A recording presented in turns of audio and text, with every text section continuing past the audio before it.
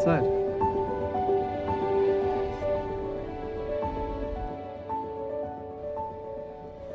Who are you in this vast multiverse?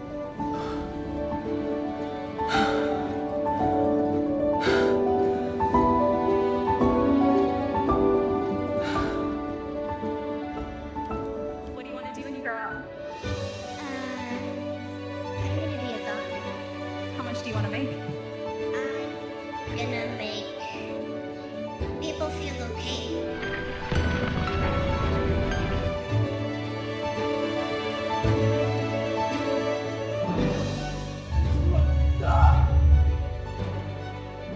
Why are you doing this to me?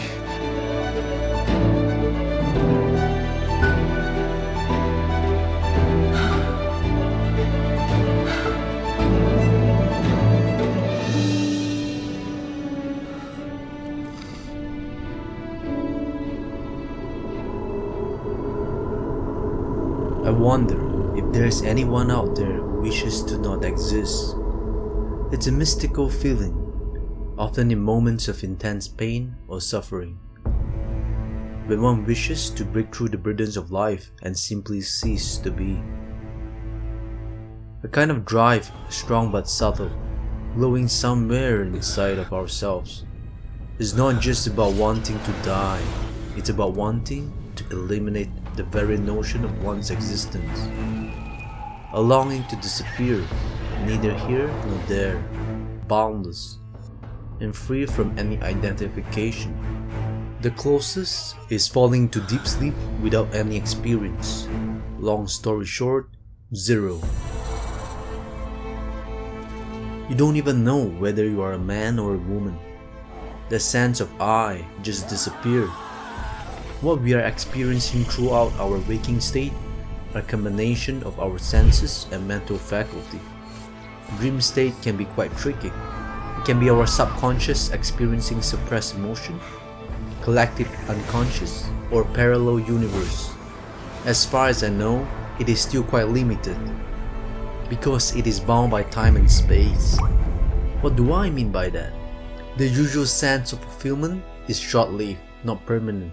It comes and goes. We can taste 100 types of food, but in the end, it is just electric signals blasting from our tongue to our brain. We can make love with 100 different people, but in the end, it is still the same electric signal sent from our organs to the brain. The same goes for different music and movies. Any individual with a sharp intellect can easily see through this cycle of existence and have this invisible fire burning inside to dissolve totally. In other terms, to be free. Not the usual freedom that society talks about. If you are rich, you are free. And you are free to eat what you want, sleep where you want, drive the car you want, fuck the women you want, go to the places you want to go. It is freedom. But freedom from identification. Freedom from personhood.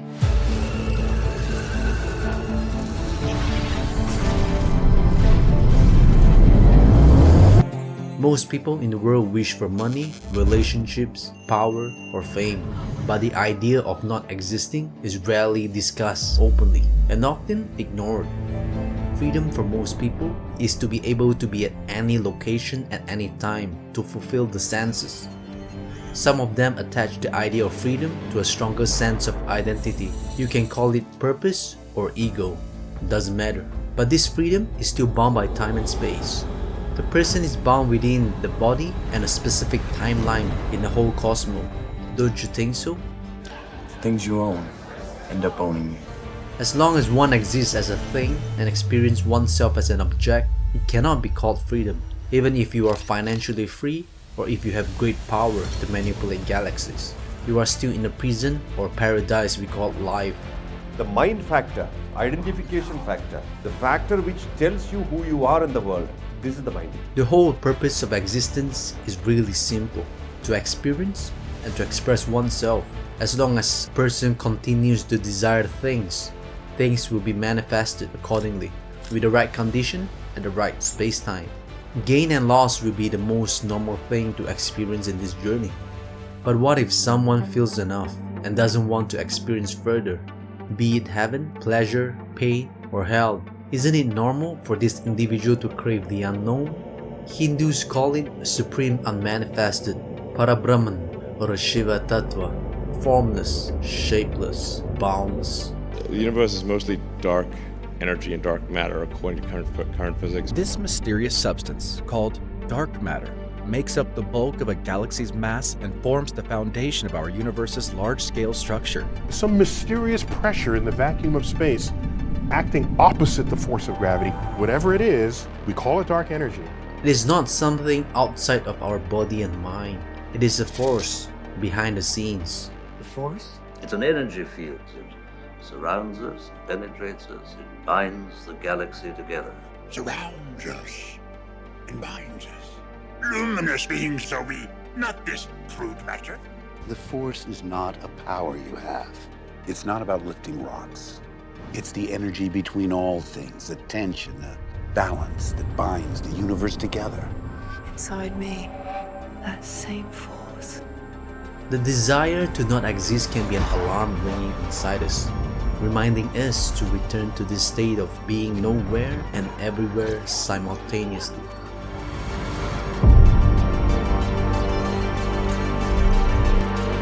From the psychological point of view, I think the desire to not exist can arise from a place of immense emotional pain, whether it's due to loss, heartbreak, mental struggles, or even existential questioning. We all experience moments of despair when life's challenges seem overwhelming, and we live in an era where everyone tries to frame you into their little mental box, categorize you in a little compartment in their intellect. Everyone tells you what to do and what's good for you. They don't want you to find your own answers. They want you to believe theirs. People are afraid of what's inside. And that's the only place they're ever gonna find what they need. When your expression is being suppressed, not able to make decisions based on what you truly feel inside, you will struggle between aligning personal desires and society's expectation, forcing you to either fight your way out or follow the New World Order. And the president outlined his vision of a new world order. Russian Foreign Minister Sergei Lavrov says a new world order is required. And now's the time when things are shifting. There's going to be a new world order out there. I think a new world order is emerging. Actually, the idea of a new world order is not new. It is very old. And it's clear the new world order is taking shape. We are part of a new world order. The new world order means different things to different people, but to those who expect to be in control of it, it means the same thing. It means all the world under their control. They believe that somebody must rule. After all, people are too darn dumb to know how to rule themselves. They figured that that's their role. Last option, disappear from existence totally and completely, which seems impossible, but it is actually possible. Basically, a series of sufferings holds the key to opening new dimensions within. Just imagine yourself getting forced to put on the mask that you are not for a long period of time. What kind of desire can manifest inside? What kind of force can drive the desire? But behind this force exists a void, a deep vacuum that sucks you into deep contemplation when you are alone. Maybe late at night, when all the noise dies down and you're laying there in bed and there's nobody around but you, then maybe you get a little scared. Scared because suddenly everything feels so empty. Many individuals try to escape from the unknown void because such intention, such feeling is rejected by society, and it is usually labeled as mental illness. So the use of substances and psychedelics became a need. Worst scenario, addiction. Even though certain substances can lead one to this state of silence and freedom from the boundaries of the bodily senses and ego, but the state attained through external help is not permanent. Self-acceptance is the usual advice given by the professionals, because they think people who have such interests are trying to escape from life's challenges. Well, I think everyone has their own story behind it. Some people might just want to dwell in this silence. Some people might want to be free. Some maybe don't have enough strength to face the shadow in them. Neon Genesis Evangelion shows a lot about the separated human consciousness, trauma, and internal struggles. This anime shows chosen young teenagers piloting giant organic robots as they fight extraterrestrials, referred to as angels, and ultimately merge with the seed of life created by the first ancestral race billions of years ago. But if you dive deeper into this anime, you will see that a lot of it is about the 14-year-old boy's fight with his desire to not exist. This is the world of perfect freedom. A world in which you have no restriction. There's nothing solid here. It is a world in which there are no obstacles, no anything. It's as if I'm here, but not here at all. It's as if I'm slowly fading out of existence. Due to the pain in forming close connection with others and failing to overcome his own shadow. Nobody understands me! What are you, stupid? Of course nobody understands you. Nobody can ever understand you. The only one who can take care of you and understand you is you, yourself. In episode 20 of Evangelion, Shinji, the main character, is dissolved into a primordial soup inside of his mecha, with only his consciousness remain, and is vividly given the choice to remain in the state of nothingness or return to the physical world. That was when he contemplates his self-worth in relation to the people close to him. Why am I here? This part of the story shows how humans desire to be alive when there's an intimate connection. But the silence of nothingness usually prevails when isolation happens. However, Evangelion delves deeper by introducing the complete fusion of humanity. This initiative seeks to dissolve individual ego boundaries, striving for ultimate harmony as each person's consciousness becomes unified. 知恵を失い、永遠に存在し続ける神のごとかすか、人類という種の器を捨て、その集合地を汚れなき楽園へと誘う最後の儀式だ。I mean, this anime can really lead us to a trippy exploration of the psychology of desiring nothingness.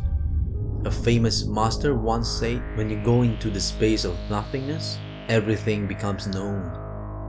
It simply means that pure consciousness alone is true clarity, and the mind must be clear of all beliefs, systems, and discipline, free of all conditioning of any kind. Then you can create through your own creativeness and not through the belief or idea of another, which only makes you an imitator. To be aware of the whole process of thinking, you will begin to know yourself. And it is this which leads to freedom. If you merely have a belief or an idea, then you can never know what is beyond it. But if you know what is a belief, what is an idea, then you can get beyond. And there you will find that which is real, which is not an idea or a belief, but a livingness that is eternal and ever present.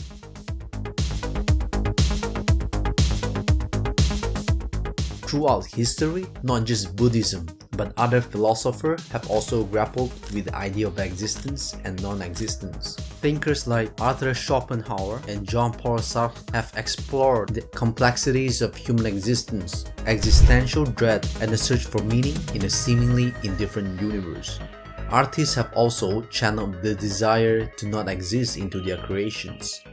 They all reflect the depth of human emotions. Some captures the darkness of the desire, while others offer a glimmer of hope. Obviously, as long as human beings experience separation from one another, there will be suffering.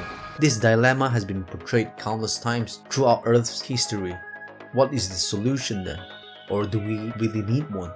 Once there was a sage from Mountain Arunachala. He was asked, "What is real?" And the sage answered, "That which is real is permanent. That which comes and goes is not." This led me to a question. Is death the end of life, or is it just the beginning of a different experience? If the life force or soul continues to carry strong impressions into further incarnation after the body decays, that means true liberation is when the soul ceases to exist.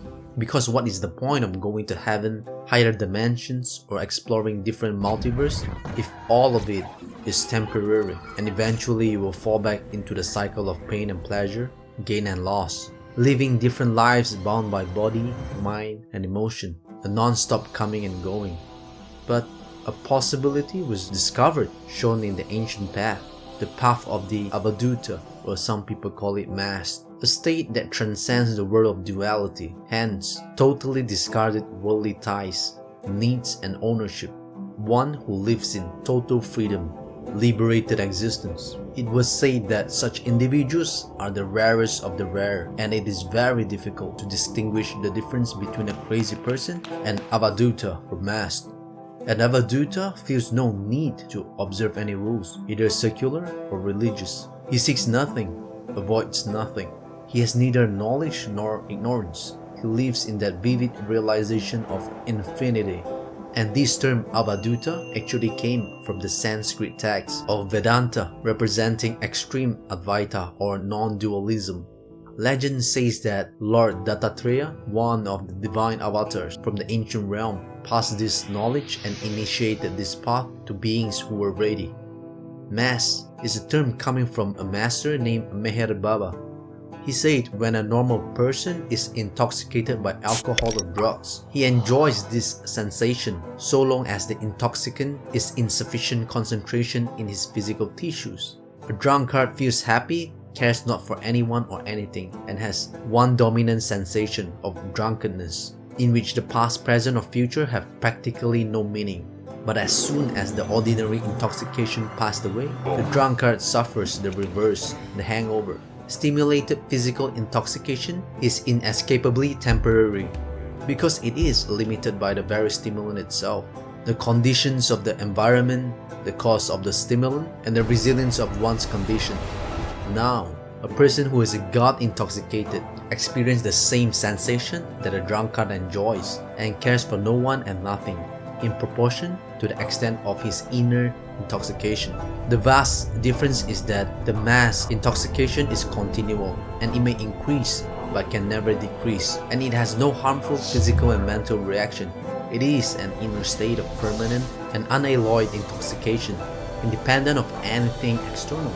According to Meher Baba, a Mast is one who is entranced or spellbound by internal spiritual experiences, who cannot function outwardly in an ordinary way, and may appear mad to a casual outside observer. He carefully distinguishes the Mast state from madness and explains that in the case of the mad person, the mind is sped up, while in the case of a Mast, it is slowed down.